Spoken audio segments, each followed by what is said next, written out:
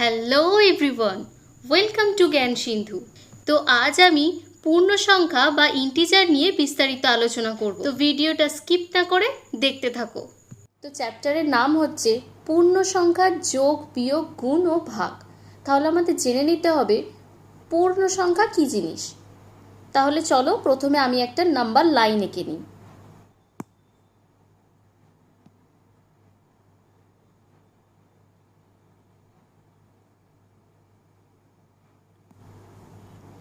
আচ্ছা, number line কাকে বলে? যেই লাইনের ওপর নাম্বার লেখা থাকে এবং লাইন যখন তুমি ড্র করবে তখন সবসময় মাথায় রাখবে যে দুটো দিকে এই রকম অ্যারো দিতে হয়।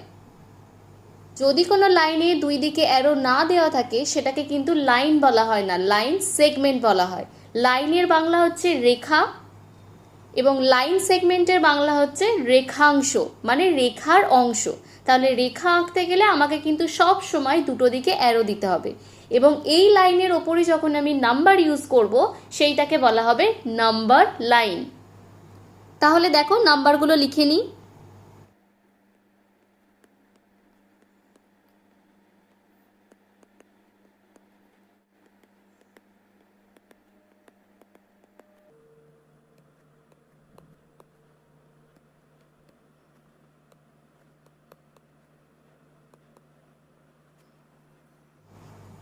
দেখো আমি একটা নাম্বার লাইন ড্র করে নিয়েছি। এখন আমি এক থেকে একটা দাগ টেনে দিচ্ছি।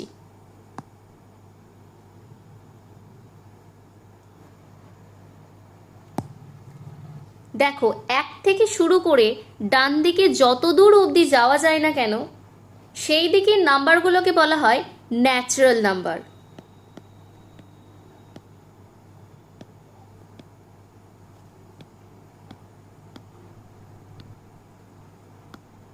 মানে ন্যাচারাল নাম্বার শুরু হচ্ছে +1 থেকে এবং যার কোনো শেষ থাকছে না, মানে ইনফিনিটি অবধি। এখন আমি 0 থেকে একটা দাগ টেনে নিই।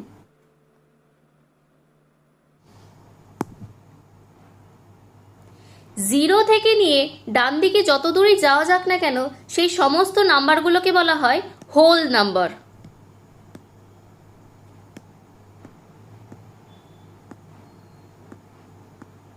এই সমস্ত বাংলাগুলো আমি তোমাদের বলে দেব, তো মনোযোগ সহকারে এই ভিডিওটা দেখতে থাকো। এখন আমি আরেকটা দাগ টেনে নিই যেটা 0 থেকে ডান দিকে এবং 0 থেকে বাম দিকে দুদিকেই থাকবে। এই দেখো 0 থেকে ডান দিকে অথবা বাঁ দিকে পুরো ইনফিনিটি অবধি যদি লাইনটা গিয়ে থাকে তাহলে সেটাকে বলা হয় ইন্টিজার।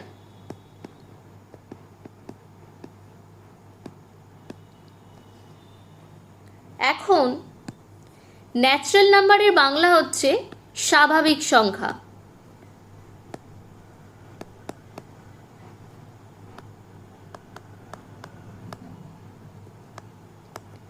তাহলে স্বাভাবিক সংখ্যা শুরু হয়েছে 1 থেকে এবং চলতে চলতে গেছে ইনফিনিটি অবধি। হোল নাম্বার শুরু হয়েছে 0 থেকে এবং চলতে চলতে চলে গেছে ইনফিনিটি অবধি। হোল নাম্বারের বাংলা হচ্ছে অখণ্ড সংখ্যা।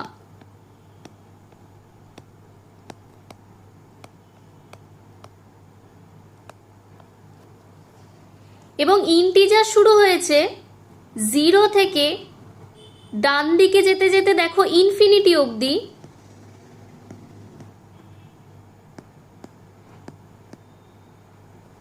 এবং বাম দিকে যেতে যেতে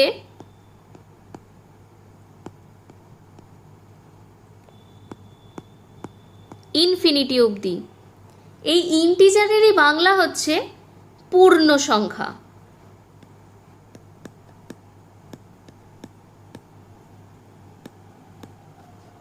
আমাদের এই চ্যাপ্টার 4-এ এই পূর্ণ সংখ্যা নিয়েই কিন্তু আলোচনা করেছে। দেখো তাহলে পূর্ণ সংখ্যা কাকে বলছে? শূন্যর ডান দিকে যে কটা নাম্বার রয়েছে এবং শূন্যর বাম দিকে যে কটা নাম্বার রয়েছে এই কটা সংখ্যাকে এবং শূন্য নিজে, এই সমস্ত নাম্বারগুলোই কিন্তু পূর্ণ সংখ্যার মধ্যে পড়ছে। শূন্যর ডান দিকের নাম্বারগুলোকে বলা হয় পজিটিভ ইন্টিজার,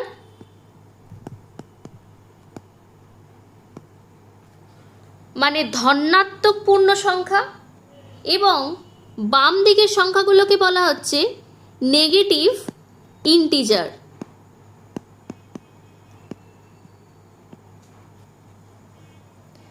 যার বাংলা হচ্ছে ঋণাত্মক পূর্ণ সংখ্যা। এই পূর্ণ সংখ্যা আমরা ব্যবহার কোথায় করি? তোমরা দেখতে পাবে আমরা যখন টেম্পারেচারের কথা বলি -2 ডিগ্রি সেলসিয়াস, -3 ডিগ্রি সেলসিয়াস, সেই সমস্ত জায়গায় কিন্তু এই নেগেটিভ নাম্বারগুলোর ব্যবহার আমরা করে থাকি। আবার ধরো কোনো একটা জায়গায় বললাম আমরা কোনো একটা জিনিস ক্রয় করে প্রফিট করেছি, সেই প্রফিটের জন্য কিন্তু আমরা প্লাস সাইন ইউজ করতে পারি। আবার যখন বলবো ক্ষতি হয়েছে সেই ক্ষেত্রে কিন্তু আমরা নেগেটিভ সাইন ইউজ করতে পারি। আমাদের ডেলি লাইফে আরও অনেক জায়গায় আমরা এই পূর্ণ সংখ্যাগুলোকে কিন্তু ব্যবহার করে থাকি। এখন এতদিন পর্যন্ত তো আমরা যোগ বিয়োগ গুণ ভাগ সমস্ত কিছু করে এসেছি। এই সমস্ত কিছু যোগ বিয়োগ গুণ ভাগগুলো কিন্তু আমরা হোল নাম্বারের ব্যবহার করে করে এসেছি, মানে যেই নাম্বারগুলোর মধ্যে 0 ছিল, 1 ছিল, 2 ছিল বা আরও অনেক নাম্বার ছিল, কিন্তু নেগেটিভ নাম্বার বা ঋণাত্মক সংখ্যা কিন্তু কোনো জায়গায় ছিল না। তাহলে আজকে আমরা একটু শিখে নেব এই পূর্ণ সংখ্যা ব্যবহার করে কি করে যোগ এবং কি করে বিয়োগ করতে হয়। তাহলে চলো দেখে নিই। প্রথমে আমি একটা নাম্বার লাইন ড্র করে নিই।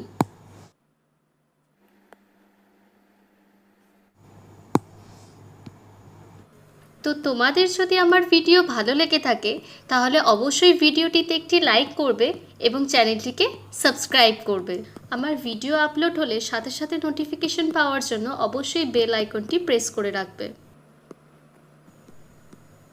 তোমরা যদি এই ভিডিওটা দেখে পূর্ণ সংখ্যার সম্পূর্ণ কনসেপ্টটা ক্লিয়ার করে রাখো তাহলে তোমাদের বইয়েতে কিন্তু কোনো জায়গায় সলভ করতে গিয়ে আটকাবে না। এখন যদি তোমাকে যোগ বা বিয়োগ করতে বলে তাহলে সবসময় মনে রাখবে এই নাম্বার লাইনের ওপরে কিন্তু হয় ডান দিকে লাফিয়ে লাফিয়ে যেতে হবে, না হলে বাঁ দিকে লাফিয়ে লাফিয়ে যেতে হবে। যদি যোগ করতে দেয় তাহলে তোমরা সবসময় ডান দিকে লাফাতে লাফাতে যাবে, যদি বিয়োগ করতে দেয় তাহলে বাম দিকে লাফাতে লাফাতে যাবে। কিন্তু সব সময় আমরা শুরু করব 0 থেকে। ধরো তোমাকে দিল 2 + 3, তাহলে তুমি কি করবে? এই 0 থেকে শুরু করবে। এখন তোমাকে দিয়েছে +2, 2 মানে বুঝে নিতে হবে +2, তাহলে 0 থেকে শুরু করব এবং +2 দিয়েছে বলে যাব আমি ডান দিকে। ডান দিকে কত ঘর যাব? না 2 ঘর যাব, 1 2। তারপর আবার দিয়েছে দেখো +3, তাহলে আমরা এই 2 থেকে আবার যাব +3 মানে আবার ডান দিকে যাব। ক ঘর যাব? না 3 ঘর যাব, 1 2 3। তাহলে এখন আমরা কোথায় আছি? না +5-এ। তাহলে এর অ্যান্সার হবে +2 + 3 মানে হচ্ছে +5। এখন সেম জিনিস ধরো মাইনাস দিয়ে দিল, -2 -3। দেখো সেম জিনিস, শুধু দুটো সাইনই আমি আলাদা করে দিলাম। তাহলে এই ক্ষেত্রে 0 থেকে শুরু করবে, -2 মানে 2 ঘর বাম দিকে যাব, 1 2। আবার দিয়েছে কত? -3, তাহলে এখানে যাব 1 2 3। যখন প্লাসের কথা বলবে আমরা যাব ডান দিকে এবং যখন মাইনাসের কথা বলবে তখন আমরা যাব বাম দিকে। তাহলে এখন আমরা কোথায় আছি? না এখন আমরা -5-এ আছি। তাহলে এর অ্যান্সার হবে -5। এখন সেম জিনিসের আমি আবার একটু সাইন চেঞ্জ করে নিচ্ছি। এখন দিচ্ছি +2 এবং দিচ্ছি -3। এই ক্ষেত্রে আমি 0 থেকে শুরু করব যাব কোন দিকে না +2 বলেছে, তাহলে যাব ডান দিকে 2 ঘর, 1 ঘর 2 ঘর। এখন আমরা +2তে আছি। এরপর কি বলেছে দেখো -3, তাহলে সেই জায়গা থেকেই -3 বলেছে মানে আমি বাম দিকে আসবো। ক ঘর আসবো না 3 ঘর আসবো, 1 2 3। তাহলে এখন আমরা কোথায় আছি? -1-এ আছি। তাহলে এর অ্যান্সার হবে -1। এরপর আরেকটা এক্সাম্পল নিয়ে নিই, যেটাতে সেম নাম্বার থাকবে কিন্তু সাইন দুটো আরেকটু চেঞ্জ করে নেব। তাহলে এবার নিচ্ছি -2 + 3। এই ক্ষেত্রে দেখো -2 বলেছে মানে আমি আগে 0 থেকে স্টার্ট করে -2 এর দিকে যাব, মানে বাম সাইডে যাব। ক ঘর না 2 ঘর, 1 2। তাহলে এইখানে এলাম। এখন কি বলেছে +3, এখান থেকে তাহলে +3 মানে আবার যাব ডান দিকে, তাহলে 1 2 3। তাহলে এখন আমরা কোথায় আছি? +1-এ। দেখো তাহলে -2 + 3 মানে হচ্ছে +1। দেখো তোমাদের নাম্বার লাইনে কিন্তু কিভাবে প্লাস মাইনাস মানে যোগ এবং বিয়োগ করাটা শেখালাম। এখন তোমার কাছে যদি নাম্বার লাইনটা না থাকে তাহলে তুমি কিরকম করে যোগ বা বিয়োগটা করবে? যখন দেখবে তোমরা দুটো নাম্বারেই যোগ চিহ্ন আছে তখন তোমরা নাম্বার দুটোর যোগ করবে এবং বসাবে, এবং চিহ্ন যেহেতু যোগ আছে তাই তোমরা যোগ বসিয়ে দেবে। এখন যদি তোমাদের দুটো নাম্বারেই বিয়োগ থাকে তখনও কিন্তু তোমরা দুটো নাম্বারের যোগ করবে। দেখো 2 আর 3-এ কিন্তু 5, এবং সাইনটা যেহেতু নেগেটিভ তাই তোমরা কিন্তু নেগেটিভ বসিয়ে দেবে। তাহলে যদি সবগুলো যোগ থাকে বা সবগুলো বিয়োগ থাকে সেই ক্ষেত্রে আমরা নাম্বার দুটোকে যোগ করব এবং সাইন দেব, যেই সাইনটা ওখানে বলেছে সেই সাইনটা ইউজ করব। যদি যোগ থাকে তাহলে যোগ বসাবো, যদি বিয়োগ থাকে তাহলে বিয়োগ বসাবো। এখন যদি দেখো লাইনের মধ্যে প্লাস এবং মাইনাস দুটোই আছে, যেটা এর মধ্যে রয়েছে এবং এর মধ্যে রয়েছে, তাহলে সেই ক্ষেত্রে সব সময় দুটো নাম্বারের বিয়োগ করবে।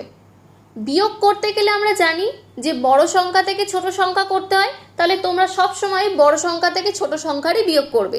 3 থেকে 2 বিয়োগ করবে, কত উত্তর বেরোলো? 1 বেরোলো। দেখো এই 1টাকে আমরা লিখে দিয়েছি। এখন চিহ্ন কোনটা ইউজ করব? চিহ্ন ইউজ করব যেই নাম্বারটা বড় সেই নাম্বারটার আগে যে চিহ্নটা রয়েছে সেই চিহ্নটা। এখানে 3 নাম্বারটা বড় 2 এর থেকে, তাই 3 এর আগে যেহেতু মাইনাস আছে তাই মাইনাস সাইনটা বসিয়েছি।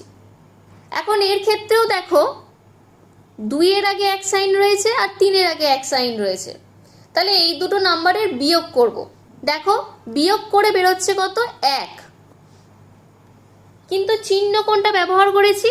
যেহেতু 3 নাম্বারটা জেনারেলি বড় হয়ে থাকে সেই ক্ষেত্রে কিন্তু আমরা 3 এর আগে যেহেতু পজিটিভ আছে তাই আমরা পজিটিভ সাইনটা বসিয়ে দিয়েছি। এটা গেল যোগ এবং বিয়োগের গল্প।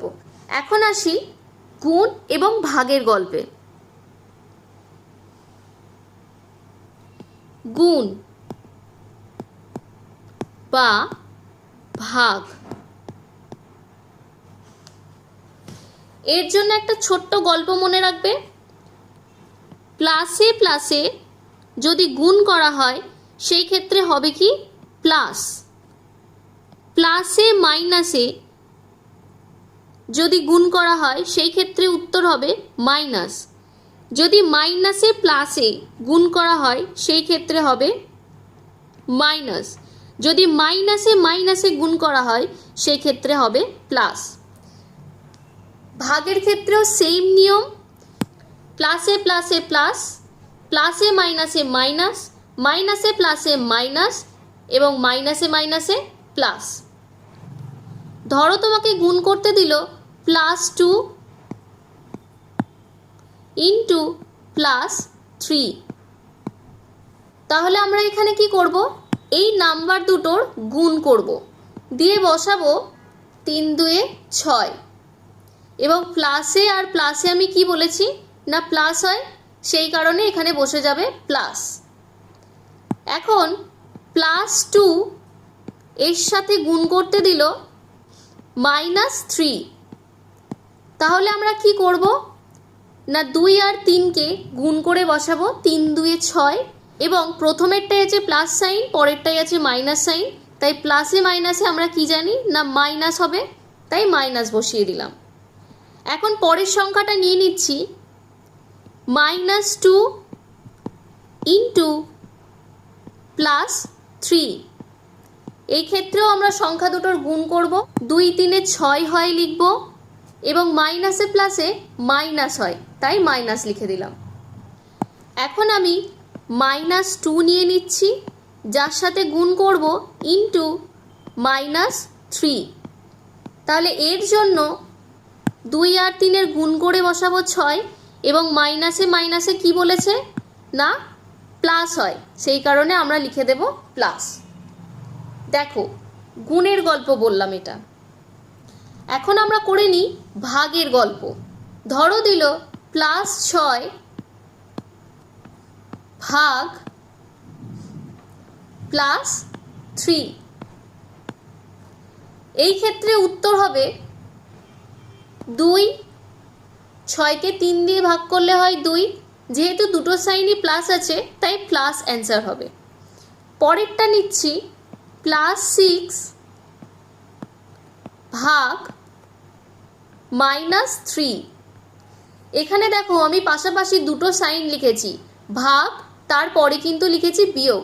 এই রকম কিন্তু সাইন কখনো পরপর বসে না, তাহলে এইখানে -3টাকে আমাকে ব্র্যাকেটে রাখতে হবে। তাহলে এখন 6কে যদি 3 দিয়ে ভাগ করি কত উত্তর হবে 2 হবে, যেহেতু প্রথমেরটায় প্লাস এবং পরেরটায় মাইনাস আছে তাই এখানে বসাবো -2, কারণ প্লাসে মাইনাসে কি জানি মাইনাস হয়।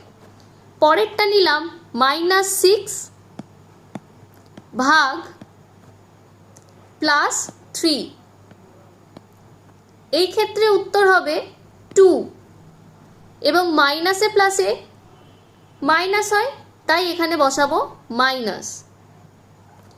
পরেরটাতে দেখো -6 নিলাম এবং ভাগ করছি -3 দিয়ে,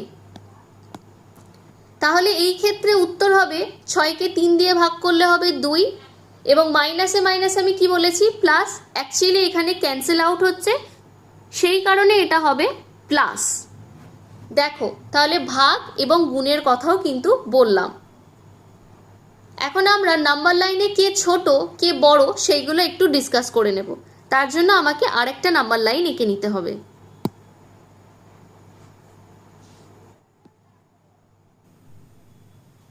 যদি কোনো ধরনের কোয়ারিজ থাকে তাহলে তোমরা অবশ্যই কমেন্ট বক্সের মাধ্যম দিয়ে জিজ্ঞাসা করে নিতে পারো। যদি তোমাদের আমার ভিডিও ভালো লেগে থাকে তাহলে অবশ্যই একটি কমেন্ট করে যেও, কারণ তোমাদের একটি লাইক এবং একটি কমেন্ট আমাকে ভিডিও করতে অনেকটা মোটিভেট করে থাকে। আমি তোমাদের ভিডিওর মাধ্যমে প্রতিটা জিনিসের একটা ক্লিয়ার কনসেপ্ট তৈরি করানোর চেষ্টা করছি। এখন দেখো, তুমি যত ডান দিকে যেতে থাকবে সেই নাম্বারগুলো তত বাড়তে বাড়তে যাচ্ছে।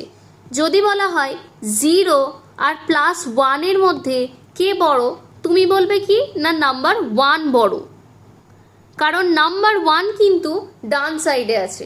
নাম্বার লাইনে যারা ডান সাইডে থাকবে তারা কিন্তু সর্বদা বড় হবে।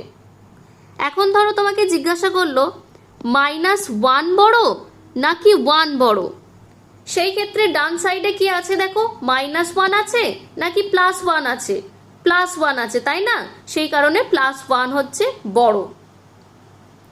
এখন যদি তোমাকে বলে -4 বড় নাকি +1 বড়, এই ক্ষেত্রে দেখো +1 কিন্তু ডান সাইডে আছে আর -4 কিন্তু বাম সাইডে আছে, সেই কারণে কিন্তু +1 হবে বড়। তাহলে নাম্বার লাইনে যেই নাম্বারগুলো ডান সাইডে থাকবে সেই নাম্বারগুলো হবে সর্বদা বড়। তাহলে এখন যদি তোমাকে বলে -26 এবং -25, তাহলে এই দুটো নাম্বারের মধ্যে কে বড় হবে? যদি তুমি নাম্বার লাইন ড্র করো সেই ক্ষেত্রে কিন্তু -25 এবং -26, তাহলে এই দুটো নাম্বারের মধ্যে বাম দিকে কে আছে? -26 আছে। তাহলে -26 কি হবে না ছোট সংখ্যা হবে, তাহলে এই রকম সাইন দেব।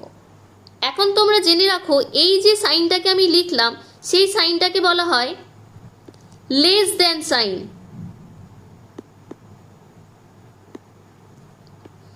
এবং এই যে সাইনটাকে আমি লিখলাম এটাকে বলা হয় গ্রেটার দেন সাইন।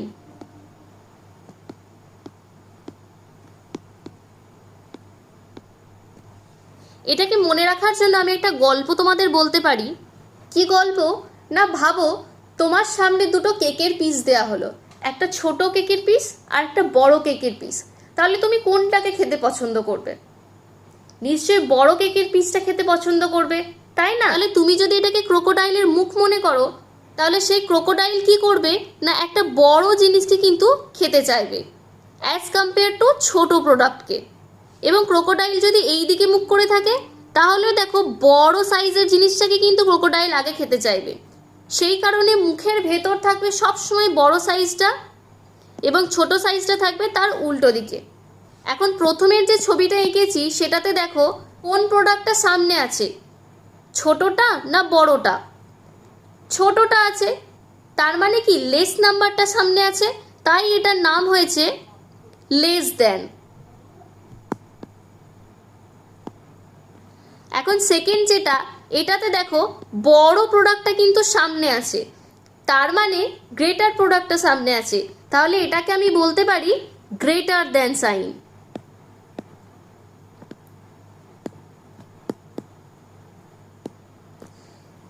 তাহলে প্রথমে যেই নাম্বারটা থাকবে সেই নাম্বারটার ওপর ডিপেন্ড করে আমি সাইন বসাবো এবং নামকরণ করব। এটাতে ছোট আছে তাই লেস দেন, পরেরটাতে বড় আছে তাই গ্রেটার দেন।